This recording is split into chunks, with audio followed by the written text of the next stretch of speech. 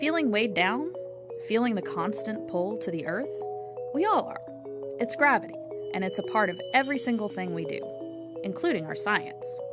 But what if we're 250 miles above Earth, aboard the International Space Station, a laboratory like no other that offers something we can't get on our home planet?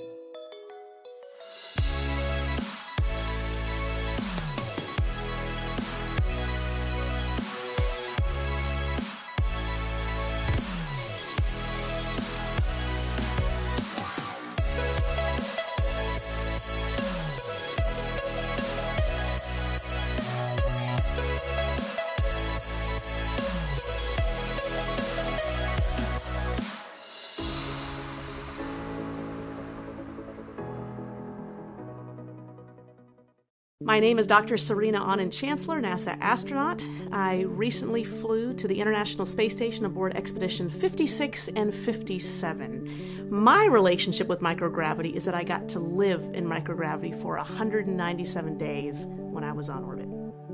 So many people ask, what is microgravity? Why do you float on board the International Space Station? Gravity acts upon all objects. We're never truly in zero gravity on board the space station. But because the space station is traveling so fast around the surface of the Earth, we're actually in a constant free fall. And that's why everything and everybody appears to float on board the space station. We are experiencing the Earth's gravity. In fact, we're actually experiencing about 90% of what you all experience on the surface of the Earth. The difference is we're just moving so fast that as we fall, we actually fall around the Earth, and that defines orbit. So microgravity means we're not, it's not the absence of mass, which of course creates gravity, but all the objects together are in the same gravitational field and all falling together. So yes, it is a lot of fun. Floating around, of course, is one of the exciting parts of being up here on board and being an astronaut, but even more importantly, it lends itself to all the amazing experiments that we can do on board that take advantage of that microgravity environment to do things that we can't do on Earth, but that can benefit life back on Earth. The important thing is it's so different than what we have here on the ground, where everything is pulled by the Earth at what we call one force of gravity. And what that does is it allows you to see the small forces, the small processes, the small effects of what goes on in life cell development or technical processes like combustion or fluid flow. And it helps you understand things that you may not have fully understood on Earth, where you see something happening, something assembling or disassembling, or the shape of something now going into 3 dimensions. And you learn, that's really what was driving this thing on Earth that we didn't really understand.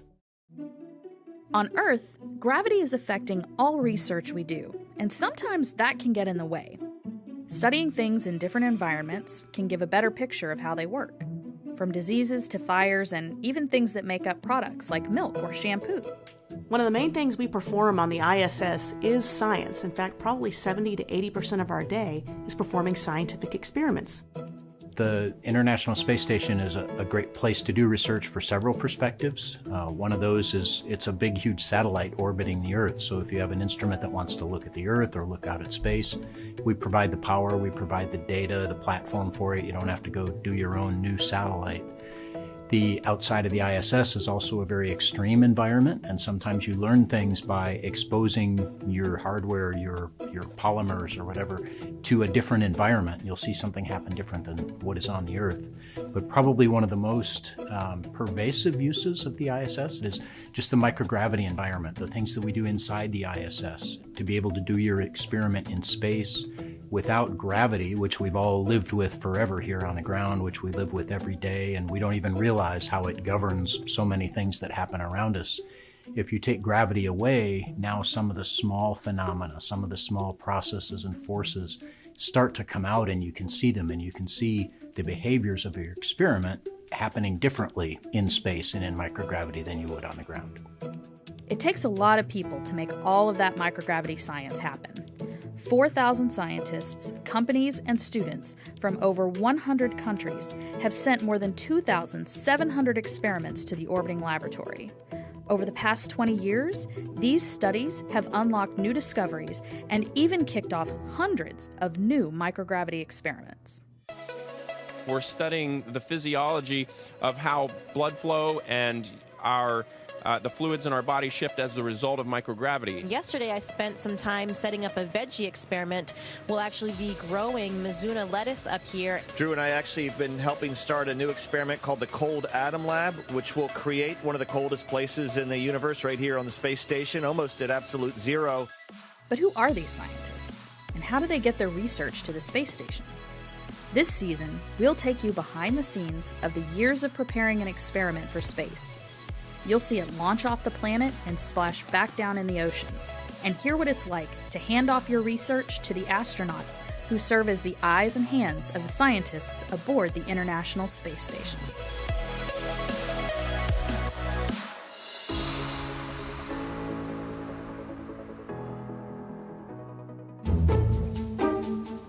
This is our first project that is going up to the station, and our first project working with anyone involved in the space program, so it's a very exciting time for us. It'll be interesting to see how all of our planning is played out when someone else has the experiment in their hands.